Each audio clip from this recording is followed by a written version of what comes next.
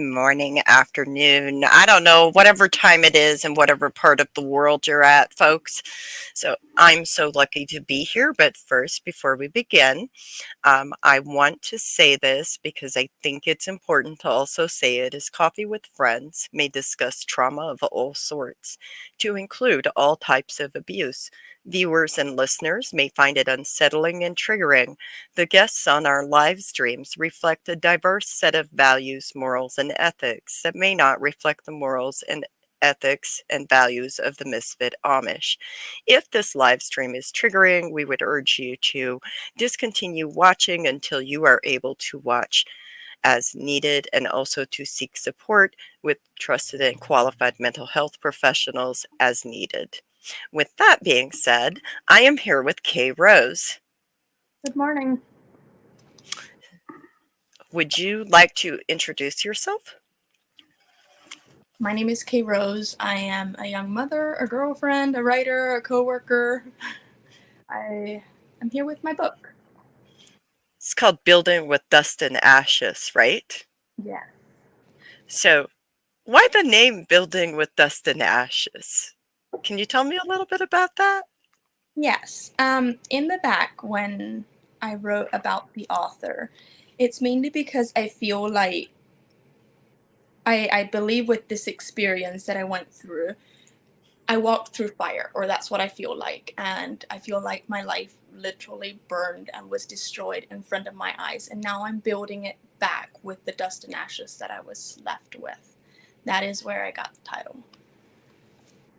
That is a powerful title, quite frankly, and a powerful description of why you would name your book something like that. Thank you. So, your book is being released March 10th, right? Yes, Where is it going to be available on? on Amazon.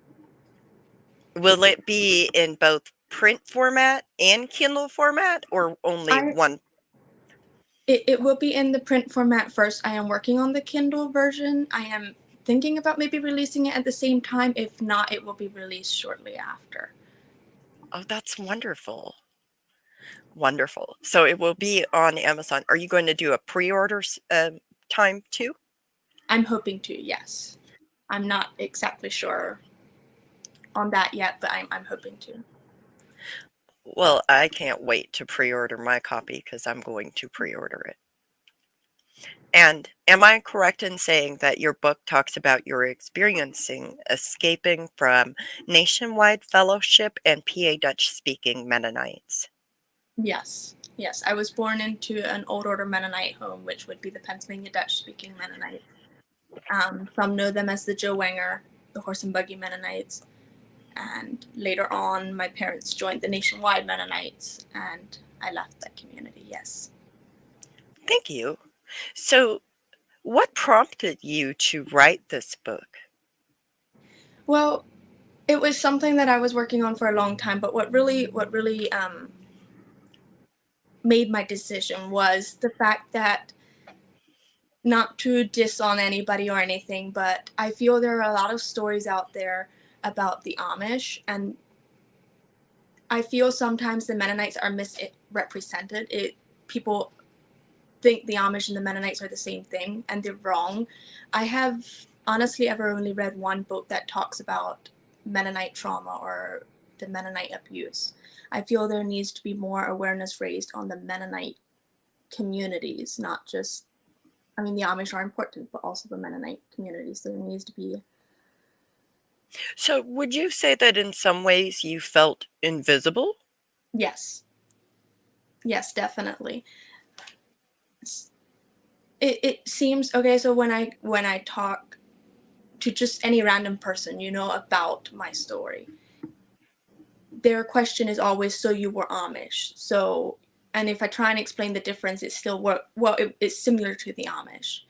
It always comes back to the Amish, and I'm like, no, there's actually a big difference between the Mennonite and the Amish. And ex-Mennonite is my identity, and when that's stripped away, yes, I do feel invisible. And when I can't use ex-Mennonite anymore to make my point or to tell my story, it's not me, you know?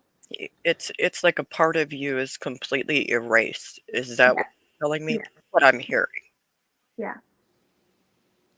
Because you can't take away your Mennonite identity and label it and paint it as Amish without erasing your part of your identity. Because you're also, as you said earlier, you're a mother, you're a girlfriend, you're all of these things, right? yeah. Mm-hmm. These other things too. But thank you for sharing openly why you wrote your book. That is a really important aspect, and I'm here to try to elevate your voice because of that. I think that it's important that we honor Mennonite voices and call them what they are, Mennonites. Mennonite and Amish theology is not the same, and we've known each other for years, and I promise you we've had discussions. But We have, yeah. so, but anyways, back to your book. Um, in this book, like you share several different Mennonite denominations and explain some of their variations. Why does this matter? Because you can't just go out and say, I'm ex Mennonite. Because to some people, ex Mennonite or Mennonite will mean the horse and buggy Mennonites. Some of them, they will think, oh, they are the Mennonites that drive black cars to church, and then through the week they may have white and red and any other color, you know. Some Mennonites, you can't really even tell that they are different than you and me. There are many, there's more different denominations than what I can count and what I can explain. I mean, what I can go into detail with. It is important to know the difference because some Mennonites will be allowed to use the internet, be allowed to text and all of that. Some of them aren't. So when I left, I was not allowed, you know, to use the internet or anything like that, and I had no idea how to go about doing that. And then there's Mennonites who lead their congregations, and they don't have such a struggle leaving because they're already allowed to use the internet. They're already allowed to have connections to the outside world. So it'll be easier. So it is Yep. important to know the different, you don't need to know like their rules and their guidelines necessarily, but it is important to know that there are a lot of different denominations. And also, like back to our earlier conversation, I believe this is when I wasn't following the comments and I really should have been. But first, let's start talking about I'm building my life to get back together with the dust and ashes I was left with. That is such a powerful statement. It really is. And then when we were talking, when you were sharing how invisible you felt, somebody commented and said, that sounds really painful and invalidating. And I would have to echo that. It does sound painful, almost like you don't exist. And I can't imagine the amount of pain people experience when they go through that. So thank you for sharing that. And somebody else comments and says there's actually a big difference between the Amish and Mennonite culture. Yes, there is. Yeah, there definitely is. And then another commenter says nobody has red and white cars, hun. Okay, not the Um, conservatives, but remember you were in talking about what I don't know what y'all called them, but like the liberal Mennonites, we called them the liberal Mennonites. They're more like the institutionalized or the assimilated Mennonites that you can't tell. We have Amish that are assimilated too, and we called them the liberals too, right? They were the yeah, liberal Amish, and they would the go to corner college. Go yeah, ahead. the cornerstone Mennonites in my area, they would have any color they're allowed to. Their church really doesn't have any guidelines or any rules. The women are supposed to wear dresses to church and they're supposed to cover their hair when they go to church, but through the week they don't do any of that. Um, Oh, Actually, my parents have a neighbor of she's a widow now, but they are cornerstone and they drove a red minivan. wow. And then the Red? horning, yes. I'm And then sorry. the horning in our area were allowed to have white vehicles through the week. Red, not so much. I have seen burgundy, but not like the real bright red like you're Not wearing right not now. like me. Or like Not my dress. Yeah. oh, oh yeah. Oh, that's funny. I didn't even think about that. Yeah. Like like I'm matching your book cover in some Hmm. aspects. Yeah. Red. Definitely, I agree that the conservative Mennonites never. I have never seen a conservative or what they would consider conservative Mennonite. Drive red. No, that's unheard of. So it depends on the type of church. Let me make Mhm. sure I understand it correctly. It depends on the type of church on whether or not they would be allowed to um, drive a red car or not. Yeah, and the Cornerstone. So the Cornerstone Church in my area, I don't know if okay. So they're Cornerstone in Pennsylvania. I know Cornerstone in other areas, but I've never seen Cornerstone like the church in my area. They are they don't have a ministry in place like the other Mennonite churches. They're just a group of people. They consider themselves an independent conservative. I mean, they consider themselves conservative, but they definitely aren't. But When it's you just compare them with the conservative Mennonites, the yeah, real conservative Mennonites, they're not actually conservative. They're yeah, more liberal in their hmm, practice of yeah, life as they like their whole culture. Is that what I'm hearing? Am I hearing yes, that yes, correctly? yeah, yeah. So even okay, so even the veils that they would wear, the white hanging veils that some of the Mennonites wear. Okay, so no, they don't wear that. They wear a piece of black cloth around. They put their hair up in a bun, in the back, and then they wear a piece of black cloth around it. They consider that their veil, and Okay, but okay, Rose, I just have to tell you, si, si sinners too wealthy. it's sin, yeah, it is. Okay, y'all. They're My they're they're just too worldly. That's the yeah, translation for that. my dad actually wanted to go to that church because after he was excommunicated, he wanted to go to a church. So he wanted to go to this Cornerstone church, and my mom was just like, "No, never ever. That is just you might as well Just just too stay at the wealthy. church." Yeah, Too yeah. worldly. Okay, well, that is really okay. So another commenter says General Conference Mennonites used to be called the Conservative Conference Mennonites. We called those the liberals. Yeah. That is interesting. My. How we label things. Also, I got my emergency coffee, y'all, because I'm Okay. out of creamer. I had to make an emergency coffee I've got my delivery, hot chocolate because I don't drink coffee. which is great. Good for you. Drink your hot chocolate. It's amazing. So I wanted to kind of like showcase like the premise of this book is that Kay Rose was a young Mennonite woman who was trying to escape her community. And she was preyed upon by an ex Amish man. And as a survivor, she was already navigating the aftermath of sexual abuse. And then she was preyed upon by this ex Amish man, which actually added layers to the trauma. And in her book, she writes about these experiences as her journey from where she started to where she ended up. And one of the things that happened is that they had a child together. And in her book, she writes about him not wanting her to take her baby for medical care. Do you mind talking a little bit about that? Sure. No, I don't mind. So my daughter was born a little bit early, and her immune system was weak, so she was susceptible to all the flus, as any other little child is, but more so maybe. And she had she had COVID and RSV when she was 2 weeks old. And the aftermath of that, of course, she was sick all the time. And he, so first of all, he did not believe in COVID. He said there's no such thing as COVID. That's just a medical or more or less a political scare. And there's, we don't need to seek medical attention for something that the doctors call COVID because it isn't, there's no such thing.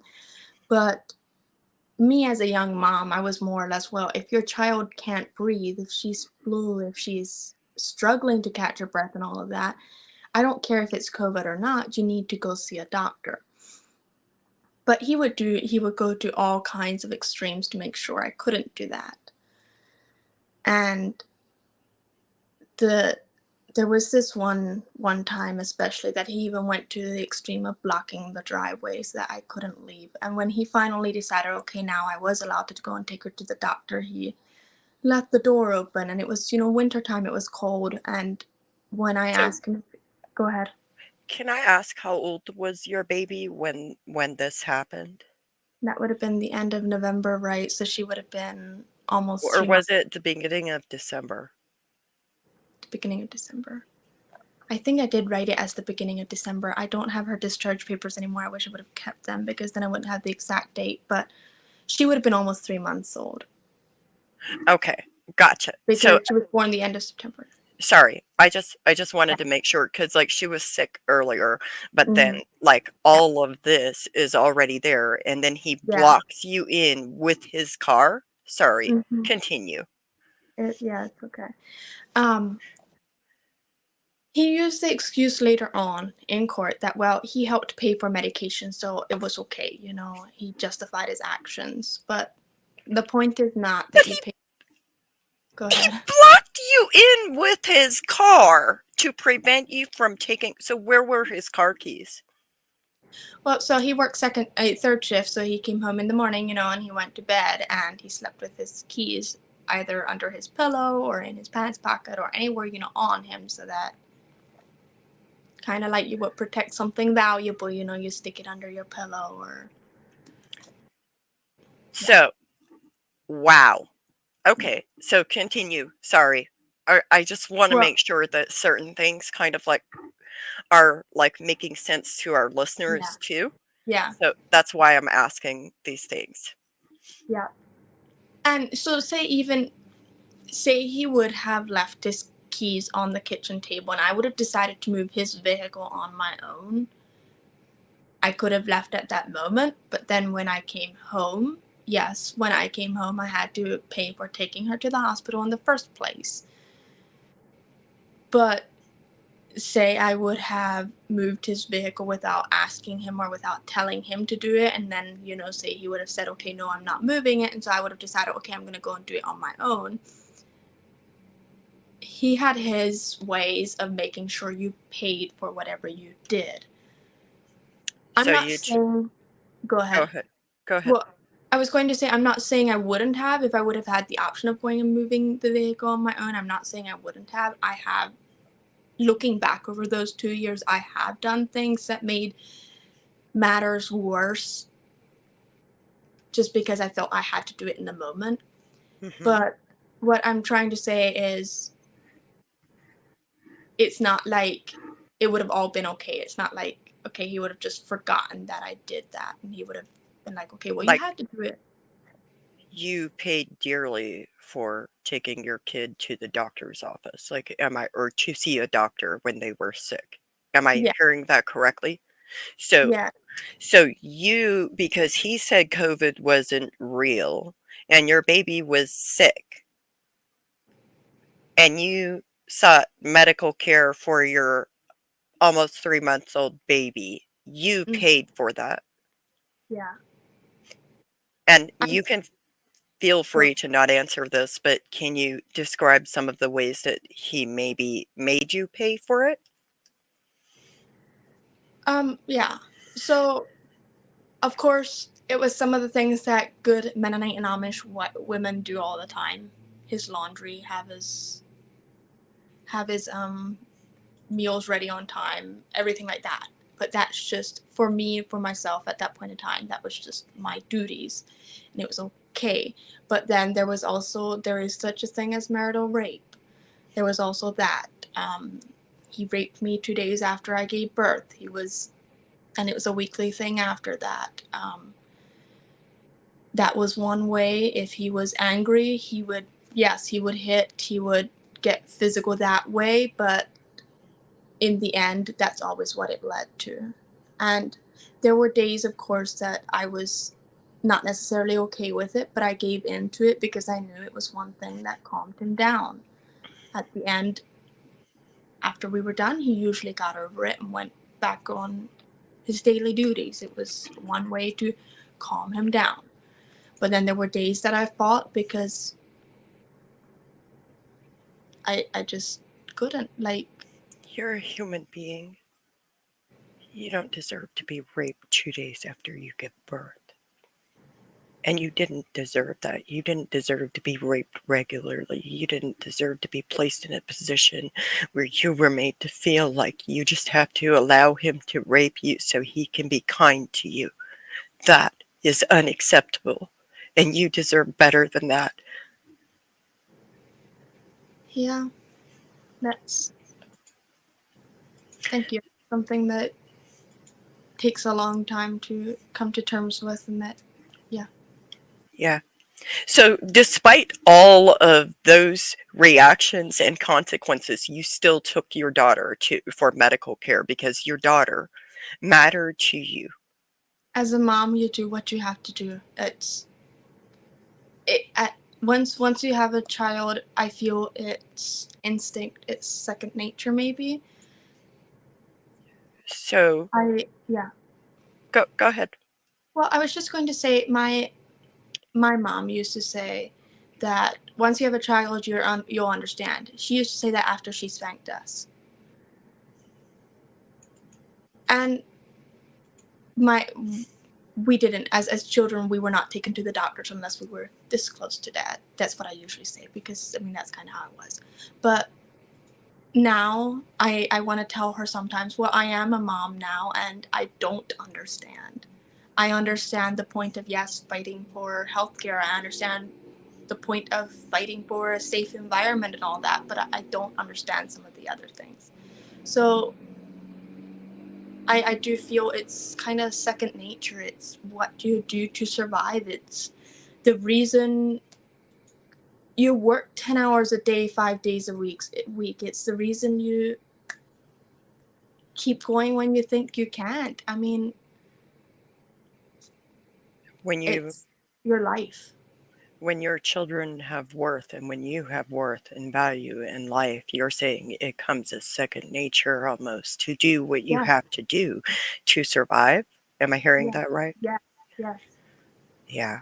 Thank you. And I would agree. Like, I've done things. I've worked 2 jobs. I've worked like 60-hour weeks. And matter of fact, sometimes I still do work 60, Yeah. 70, sometimes 80-hour weeks. But, I do what I have to. Mm-hmm. We all do in some ways. So, what would you say to people who may be in that same situation, or to any parent who may be in that kind of situation today, where they're placed between an abusive partner who is, in fact, trying to prevent them from seeking medical care for their children or providing a safe environment for their children? One thing I was often told after I left was, why didn't you leave sooner? I would never say that to somebody, because you need to be ready. You need to have your plan in place. It's not like you can just pack up your car and leave. It doesn't work that way. If you're wanting to leave, you need to do so. You need to, make your plan your and plan Ex- everything you plan your exit discreetly. You can't do random Google searches. You can't do all of that. But once you have a plan in place, once like reach out to your local agencies like shelters, um, victim services in your local county and all of that. But you need to have a plan in place, and then with the help of local agencies, you can leave. And he's going to make all kinds of threats. They always do. You need to take those seriously, because it's yes. not bullshit. It's not. They will, but you also need to trust in yourself. You need to believe, okay, I can do this, because not to scare anyone and not to make it sound terrible. It is terrible, but I mean, kindly, no matter if you leave, no matter if you stay, it is dangerous. But once you leave, once you break away from that, and once you get the help you need, it will be okay. You just Well, and so go go ahead. ahead. Sorry. Well, what I was going to say is, so what I'm actually trying to say is, it's okay to leave. It's okay to be on your own, because you won't actually be on your own if you have people around you who will help. You'll find your support group after you leave, maybe even before you leave. I mean, for me, it was after I left, because before I left, he monitored messages and he cut all of that off. But after I left, I did still know who to reach out to, and I just did still have a support group. Mhm. So I think what you're trying to say is that people can leave, but You can, yeah. staying and leaving are both dangerous. Yes. And it is terrible, right? But I think like one of the things that I really want to kind of like put out there for people when she's talking about you can't do random Google searches. There are perpetrators of abuse who literally sit there and monitor your internet usage, your phone calls. They monitor everybody you talk to. They monitor everybody you email, everybody. Every single interaction you have with people is monitored. Mm-hmm. And when that is the case, it is very difficult to feel like you are even worthy of a safe environment, let alone escape that and seek out support and resources. Yes. Is So that correct? yes, it is. So I had an advocate appointed through the county right after I left the Mennonite community. And so we talked, like almost weekly until after him and I got together, my ex and I were together. He cut that off. And I had a therapist. He didn't allow me to talk to her anymore. I had my sister. He allowed me to talk to her, but every time after I talked to her, it was, like he wanted to know every word that we talked about. It was, yeah. So, They, one of our commenters points out that even a second burner phone for escape is difficult to keep secret and in private for your escape. That's where they monitor every single thing you have. hmm And see, a second burner phone, you need money to buy that and to keep it in service. If you aren't allowed to have a job and if your bank account is monitored, in that sense, it would be nice if somebody outside, if there would always be a person outside that could help you. Hmm. Like, but that's in an ideal situation, and that's maybe a fairy tale story for most situations to have that. Well, I even know of cases and situations where people had a secure folder on their phone, and I would suggest don't use your biometrics to secure your secure folder on your phone because abusers have been known, perpetrators of abuse have been known to actually force the survivor to open that secure folder with their plans to escape. And they paid for it dearly. Yeah, and if you have names of who's helping you in some situations, they'll also pay for helping you Uh-huh. in a lot of situations, actually. Yeah, that's a very important point. So when you talk about local resources and you're talking about shelters and advocates, like, so are you talking about like domestic violence agencies and Yes. Like in my area, both counties that I was in, each county had a victim witness services in the courthouse. Those can help you out a lot. Like if you can get in touch with an advocate from the victim witness services, they can point you to local shelters where you can get an advocate through the shelter.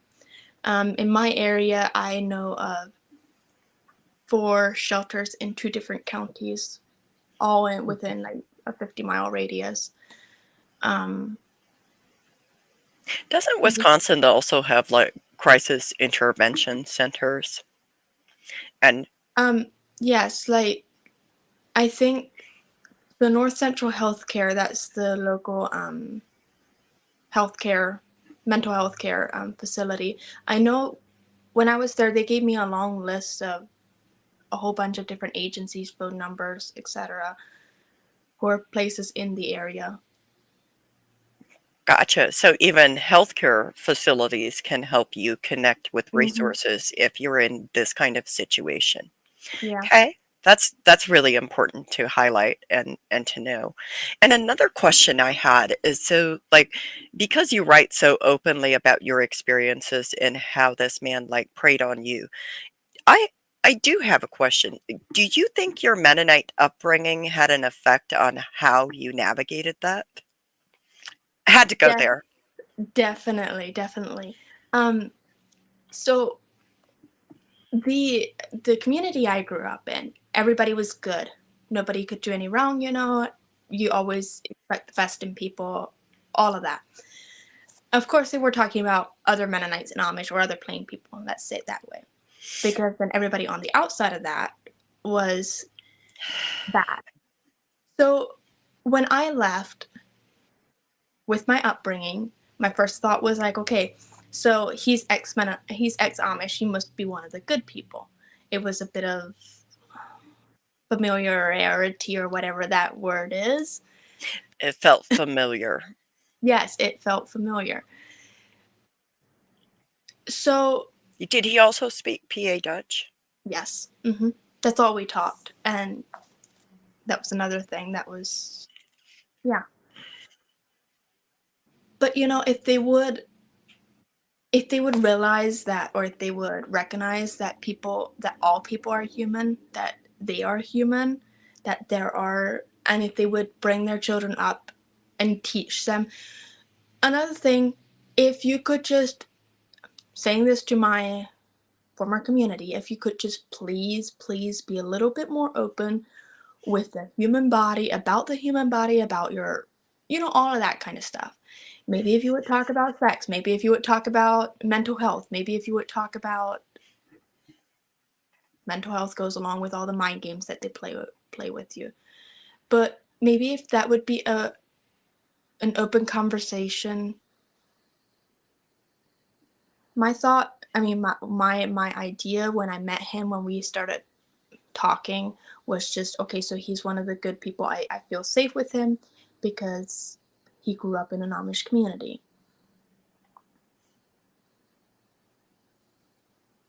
Like I write in my book, plain people are humans.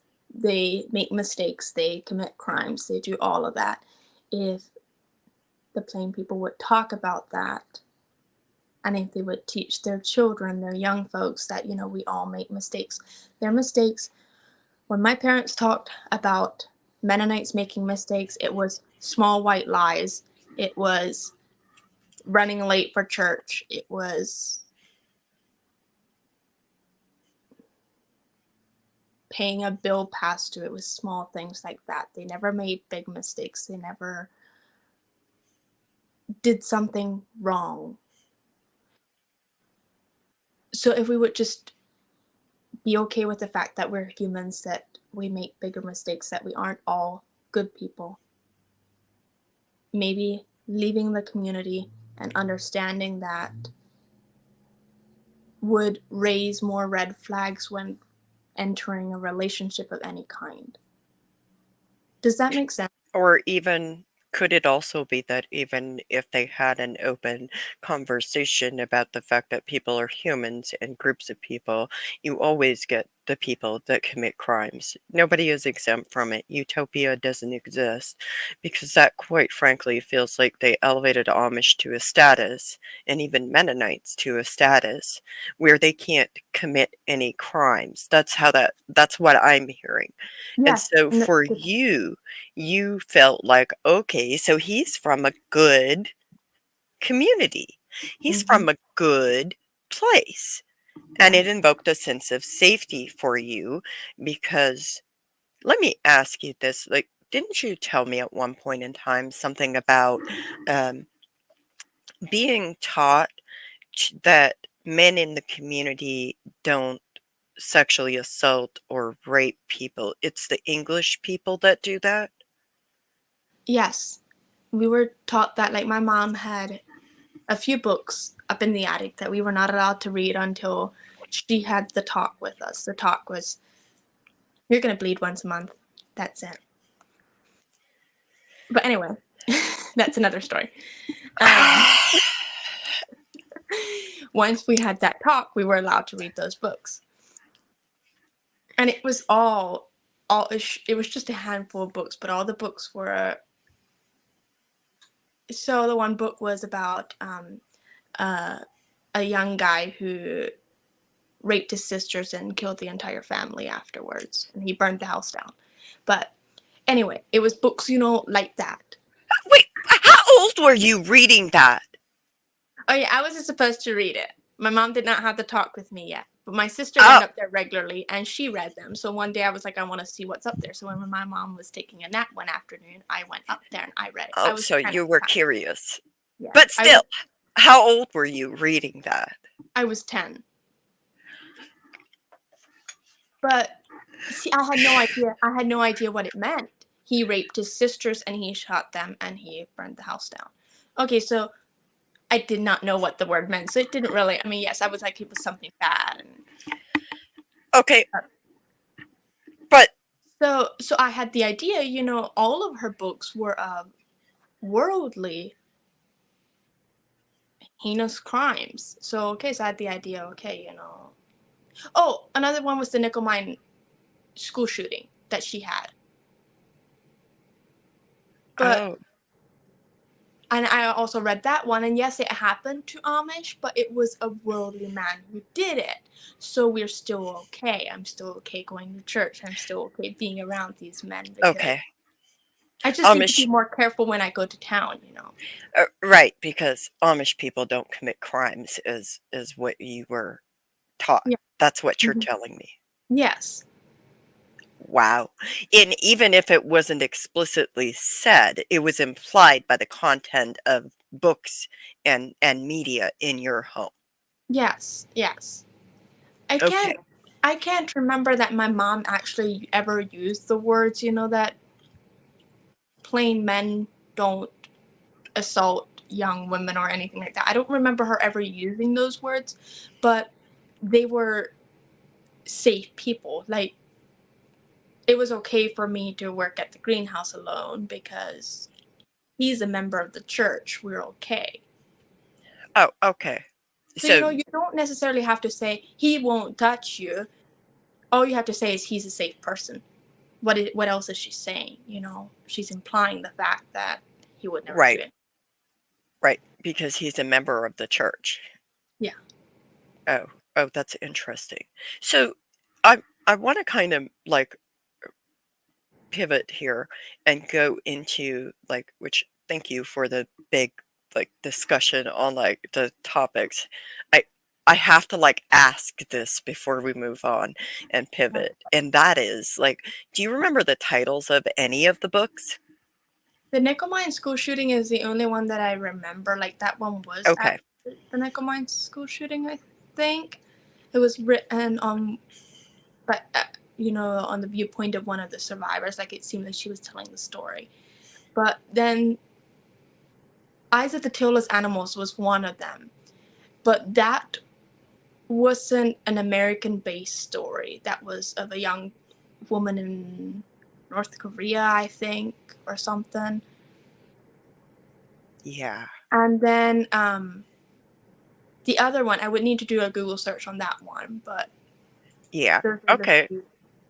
Well, that's fine. I was just thinking about like book club discussions. Mm-hmm. Could be interesting.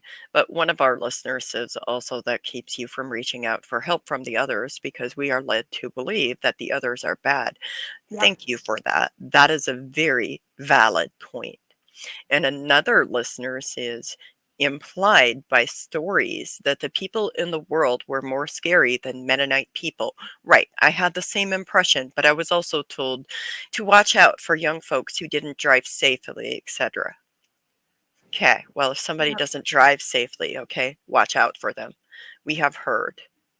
And now let's pivot into our last question that I have for you about your book. So, in the book, you kind of talk about suicidal ideations. Like, do you want to talk about like what led to that and what happened? Sure. So I was always told that if you're a good Christian, you won't have mental illnesses. That was their words. I'm But sorry. What? if Can we you're just stay with that statement for a minute? If you're a good Christian, you won't have mental illness.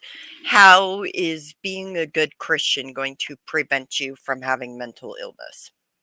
it's kind of like Especially, it's kind of like saying, okay, if you're a good enough Christian, you won't have a heart attack, or if you're a good enough Christian, you won't break your arm. You know, okay, fair maybe if I enough. would have prayed before I went to work, I wouldn't have fractured my rib. Let's go there. But anyway, um, when I was after I was sexually assaulted, the 6 months I worked at the greenhouse when I was still in the Mennonite community, that is, I would say that was kind of like the turning point in my mental health. I struggled with depression, I struggled with suicidal ideations, but that was as a young teenager. And I didn't get help for it until after my daughter was born and I left that relationship. Um, I still I still live with that, but that's okay. Um, after last about a year ago, I got I got real help for it, I would say. Can you tell me Uh, why you say it's real help? because I don't think you can call having a minister's meeting and praying with the minister and his wife real help. They don't know how to help you. I Why don't mean, they know how to help you? what number one, they don't have the training. They aren't therapists. They aren't psychiatrists. They can't diagnose you. They can't prescribe medication if need be. They can't do any of that. Their help is if you pray more, if you read the Bible more, etc. It'll go away. And So, what I kind of education do these ministers have?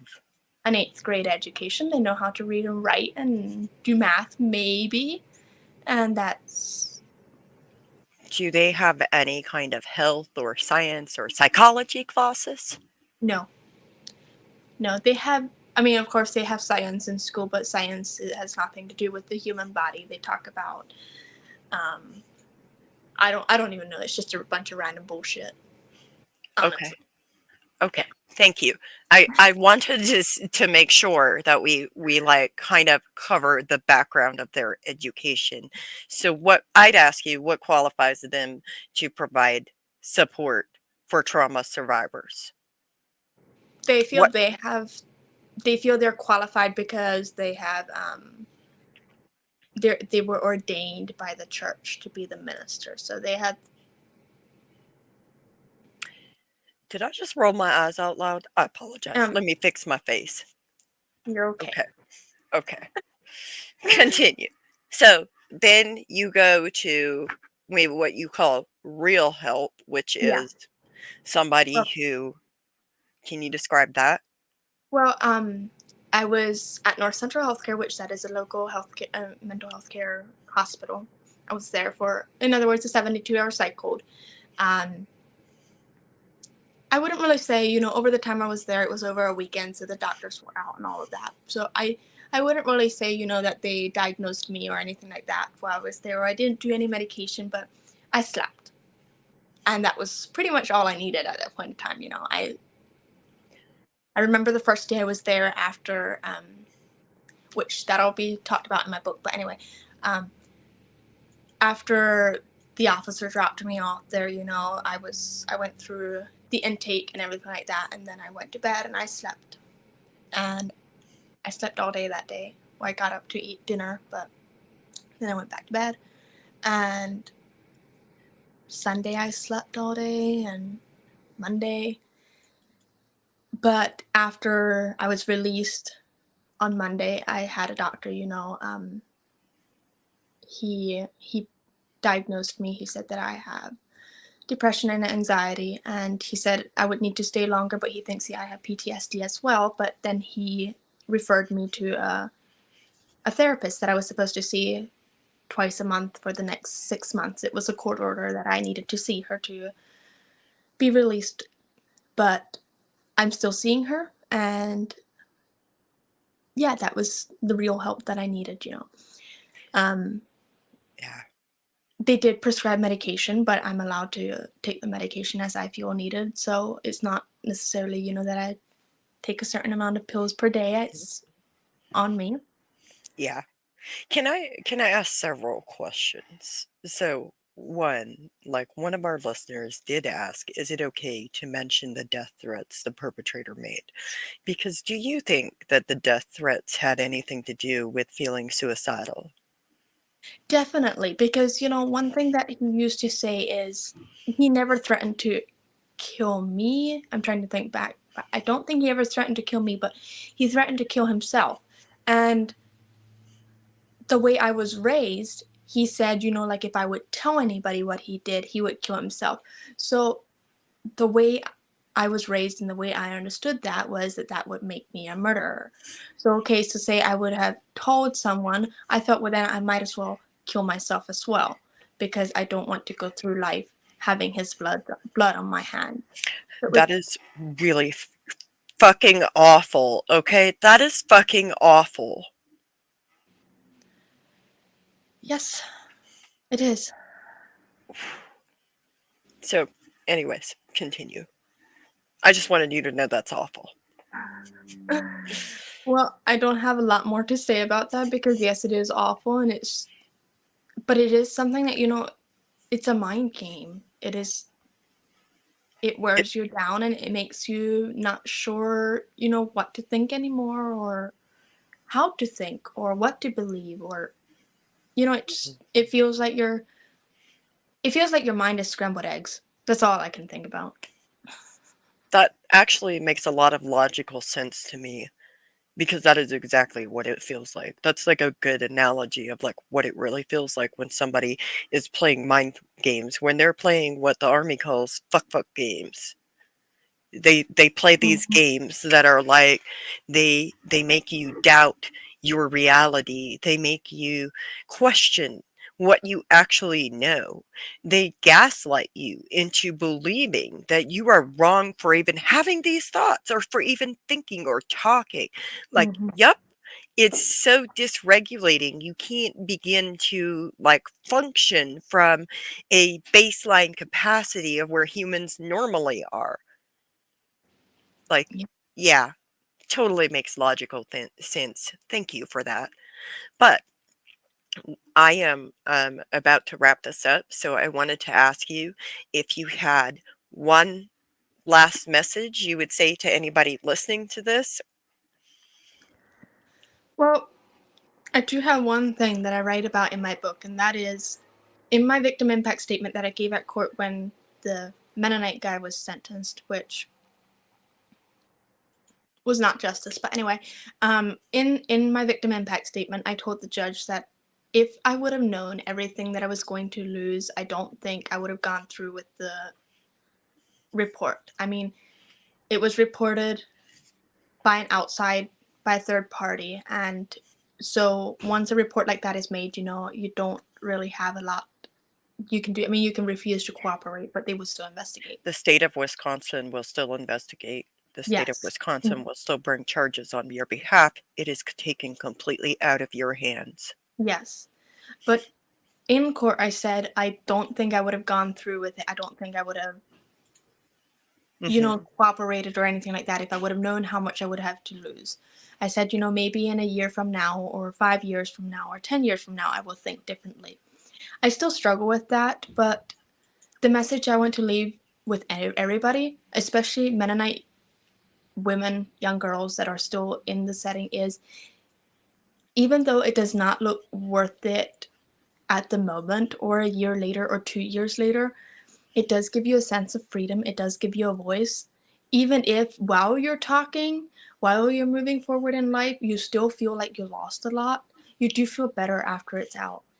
Mhm. And it's okay. It'll be okay in the long run. Someday it will be okay if it isn't okay now, and it's okay not to be okay. Yeah.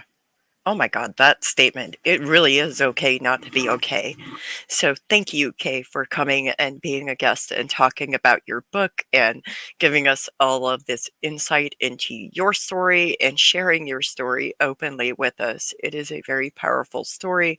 And I would hope that each of you listeners goes out and pre-orders Kay's book as soon as it is available. I will share the links on my platforms. But I want to tell you also before I go that this book is a must read for mental health providers and anyone who really comes in contact with plain Mennonites. Part of the reason I say that is because Kay describes her various Mennonite communities and experiences, and she writes openly about her journey through the court system with her church at the time. She describes the aftermath of the violence she experienced at the hands of several abusers and their enablers. Some of the effects of this include becoming a single mom, struggling with suicidal ideation, and living with all of that. And I am extremely, immensely proud of Kay for writing her truth, for getting her child to safety. That takes guts, that takes power, that takes conviction, that takes internal strength and fortitude. And I want to celebrate Kay for that. Because providing safety for your child and for yourself when you're in a situation like that where your brain feels like scrambled eggs, for example, that that takes something that many people don't have. But she's doing the hard things. She's protecting her kid.